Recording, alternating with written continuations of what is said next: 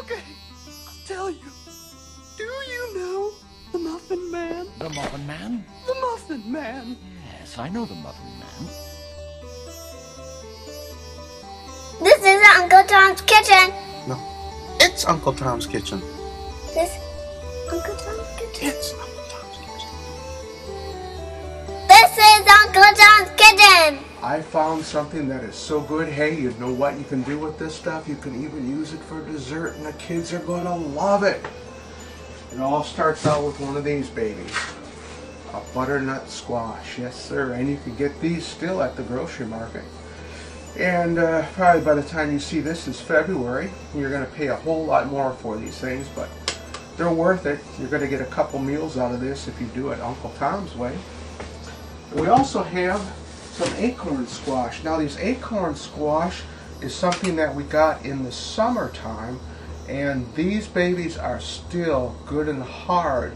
Acorn squash can be saved for quite a long time, even if you bring them inside like Uncle Tom did. Oh, I got some other vegetables that I'm not even going to talk to you about because I don't know anything about them. I'm going to have to go on the internet. But I'm going to do something with vegetables today. And you know what? There's been a whole lot of guys, Uncle Tom's age and younger, and a lot of women that are talking about the show. And since I started cooking healthy, they're really happy about this because now they can start eating healthy. You know what? You don't have to be an old guy like Uncle Tom to enjoy some really tasty food.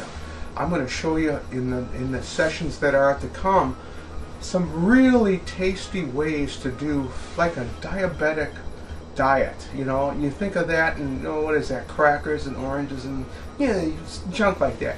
But no way, man, you can make that very tasty. And I'm going to show you guys how to do that. So we're going to have some fun in this next new year. Oh, by the way, Happy New Year. So we're going to get this butternut squash going. I'm going to show you right now one of the ways of cutting this up, and Uncle Tom just did this a little while ago, so take a look at this. Cutting with this squash. Whoa, that's heavy. Hey kids, if you wanted to do this, get one of those electric saws, you know, that you get about battery operated saws that you for Thanksgiving. I think this would work a whole lot better than this. It's pretty hard. Yeah, definitely. See, the side that was the fattest on this, that's the seed side right here, right? This is the tip, the end of the seed side, the fat side. Here's another one. But all the rest of them, well, here's a little bit of seeds in here. All the rest of them are straight squash, and this is a butternut squash that Uncle Tom is using here. You can see everything's there. So I'm just going to take these seeds out, and then I'm going to cube them up and try to get them so that they're all like 1 inch square. Or you can just cut it like this. And then at this point you can cut the skin side off just by going down the side like that. When you start cutting these things that have no middle in them, you're going to find that it's a lot faster just to cut it that way. See the skin? Let's cut that off. So you can see it's pretty simple. Squash soup. Yes, yes. Is I'm going to take all this cubed up squash and stick it in the microwave. A total of, let's say, 9 minutes. We're going to go 3 minutes at a time, let it cool down, and go down to 3 minutes again. So that's what we're going to do. On high. It's always a good idea to cover it up a little bit. 1, 2, 3. Start. And do that 2 more times. That'll give 9. And we're all set. I think we'll give 9, right? Yeah, we'll give 9. Alright, see you later. Here's the white ring. Oh, here's a, thanks, Bella.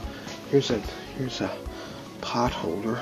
We'll grab that. Oh, bring this over.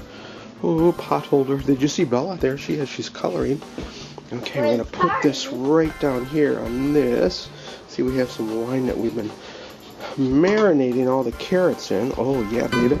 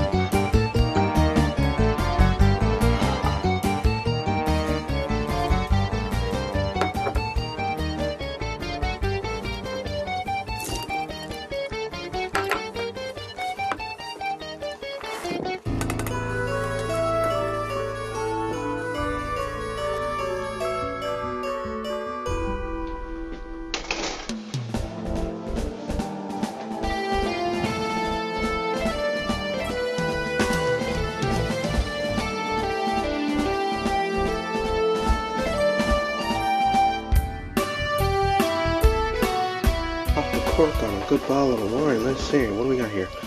Real needy raspberry. Oh, the top has already been uncorked. Oh, it's a screw top. Oh, yeah, okay. Okay, I just put a little bit of that on there.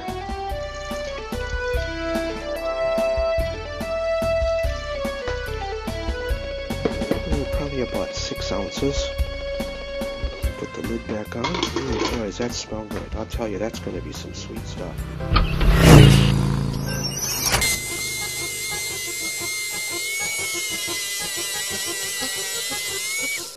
Well, you know what? It really doesn't work very well.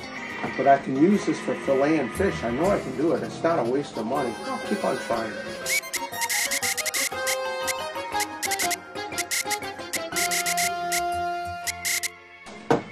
Somebody told me this was going to be easier, but you know what? I'm going to go back to the knife. You can always use this for something else. Cut meat with it, that's what it's made for, not boards or squash. Now, all you have to do is take all the squash and throw the squash in with the marinade. Oh yeah? And then we should take some more of this real needy wine. Oh gosh, it gets so steamed up. It's like, isn't that kind of artsy? That's pretty cool. And let's see what we got there. Like I said before, real needy raspberry. Put that in there. Oh man, look at that. That's how much of that wine I used. Isn't that something? But you know what? It's going to be really good. And now we just have to stir this up a little bit. So we've got the carrots, we got the squash, we got onions in there, we got a little bit of heaven, really. We're just going to let that cook for a little while. Oh baby, that's going to be some good stuff. Alright kids, look at this. I got some meat. I found some pork. I'm going to put some pork out there. I'm going to make some secret sauce, and unfortunately I have to cook in the oven. And I have no idea how to cook in the oven. I love the Gastrodome, but I just can't go out there anymore because it's too cold, unfortunately. So, I've got some spices, and I put the spices on top of the pork already. These are the same spices. And basically what it is lemon pepper, garlic, and Italian seasoning, and some of this stuff, which I thought would be kind of interesting. That's called Chicago steak, even though it's pork. We got that in there. So, I got some Frank's Red Hot sauce, of course. Everybody knows Uncle Tom loves that. I'm going to put in about, half a teaspoon. Sweet Baby Ray's, #1 on the charts as far as I'm concerned. I'm going to probably put about the same amount of Sweet Baby Ray's in there. Sounds like I have to get another bottle. I'm taking some Hoffman House shrimps seafood sauce. The reason for that is because of the tomato and the horseradish in it. I think this is the best stuff for any kind of shrimp or seafood that you're going to use. Once again, about the same amount. And now here's something new. Agua, Mexican.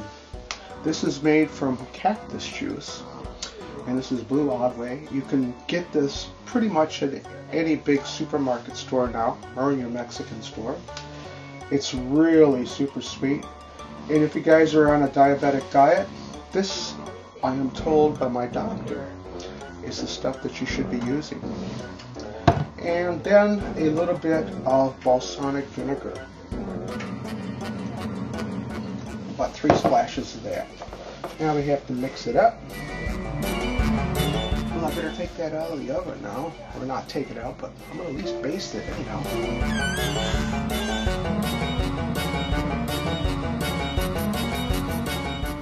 juices are flowing. I've got the temperature set at 350 degrees. And I'm cooking it probably for about an hour and a half. Oh, you know what? We have to get back over here. Oh, this is cooking nice. But we have to get back over here and we have to do the rest of those muffins, because as soon as this comes out, I'm going to cover it up with tin foil, let it go down for, I think it's 10 minutes, 10 or 15 minutes. 15 minutes to 20, I think they said in the box. Then there'll be plenty of time for this thing, for the juices to get back in it, and we'll have some biscuits. So, you know, I can see it a little bit. Oh, yeah, baby. Well, this is what that squash looks like. You can see, oh, I don't want it, it's pretty hot. You can see that it's cooked down. It's nice and liquidy. This is probably going to be for a little bit of the bottom of the pork that I've already been cooking in the oven. So, here is the cauliflower that I had broiled. I'm just going to kind of break this up a little bit, not broiled, but boiled. Break it up just a little bit. Get it in there. It's kind of wet, so it's going to add a little bit of moisture to it. I am going to continue cooking this. This is going to be the puree for the bottom of this pork, and a little vegetables besides. I'm shooting on high definition right now, kids, so I have no idea what you're seeing, but hopefully you're going to be able to see this. I put some olive oil with some seasoning that I had from putting the pork in, and I just want to use the olive oil just to coat up the sides of this, see? We're about ready to put all of the Jiffy mix in there with all the goodies in it. Got to really smear that all the way around there. Coat the top a little bit here, this. Then I'm going to take some of this spray that I sprayed on the last one. I just want to spray the top of this, just in case any of the batter gets on top of this. It's a little bit easier to clean off. And I might as well throw it in the bottom too. Alright. Oh, man, it's hard to get in. Now I'm just going to take the batter, which is raised a couple of times now. Just going to throw it in there. Just like when Bella did it, you just want to get it halfway up. It seems to be a little bit easier doing it this way. Whoa, something popped there. It must be getting kind of hot in here. I just hope it wasn't the oven. Alright, I'm going to add this to my waffle mix tomorrow morning for breakfast. We don't want to waste any of this stuff, kids. So, it's time to take the meat out right now.